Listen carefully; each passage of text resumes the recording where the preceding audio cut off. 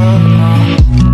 I can take you anywhere, I could take you home. I just wanna be there so you never feel alone.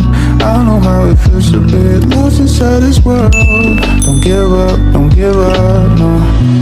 So hi, good day Greek mythological geeks. I'm Grisha Fabi Hempes, BS Ed English 1A1, and in this video, I'm going to tackle a captivating mythological story. About what? Daedalus and Icarus. So let's hear the story first. So years before Icarus was born, his father Daedalus was highly regarded as a genius inventor, craftsman, and sculptor.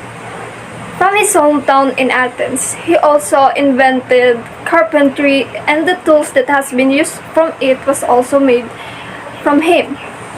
And even though he was so intellectual and skillful craftsman, he envied his nephew. And as he was worried that his nephew is gonna be after him and became better craftsman than him, he decided to murder it.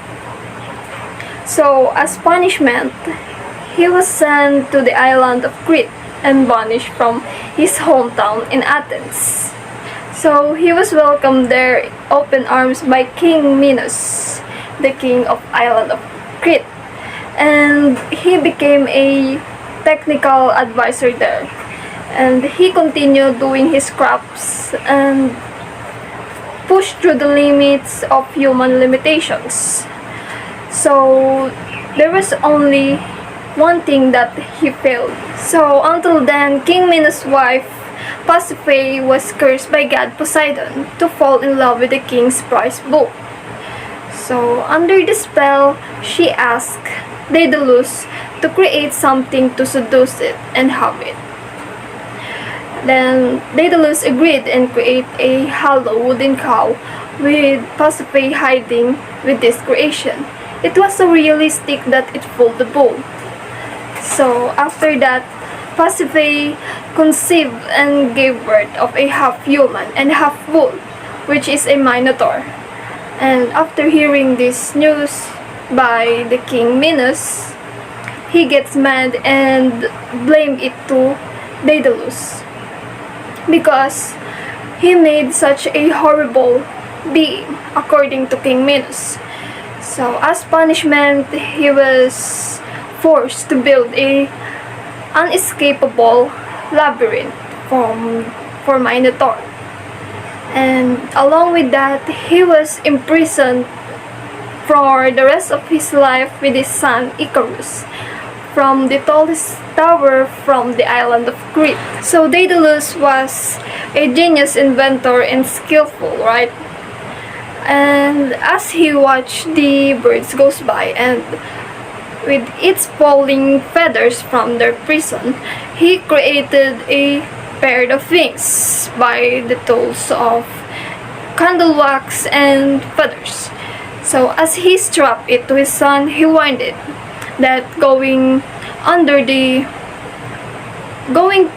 near the ocean will soak in the wings and will be heavy to use, and going high up above and almost near the sun will melten the wax. So while Daedalus stayed in the midway course, his son was so overwhelmed and overused the power of the wings and goes higher and higher, and as a result, it melted the wings. So Daedalus could only watch in horror as his son goes higher and higher. He was so powerless that he can change this dire fate of his son. So as Icarus falls down from the sky, it was just like as how Daedalus ignored the consequences of the natural law of a mortal man in exchange for his ego. So here's what I realized after hearing the mythological story of Daedalus and Icarus. So flying too close to the sun serves as a metaphor for many different aspects of our life. This could mean in our aggressive decision making, that we are not well prepared enough from the consequences or the future. And for counting on the victories before they won. So Icarus didn't intend to lose his life, but for not taking the advice of his father, it resulted him to downfall.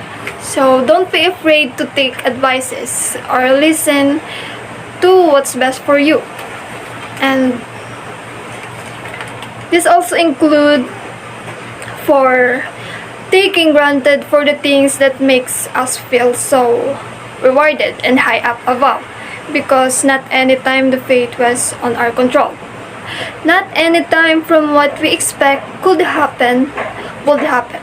So keep in mind that before we made a decision or act, we must think in multiple times. So there will be no regrets like Daedalus and losing something important like Icarus. So thank you for watching.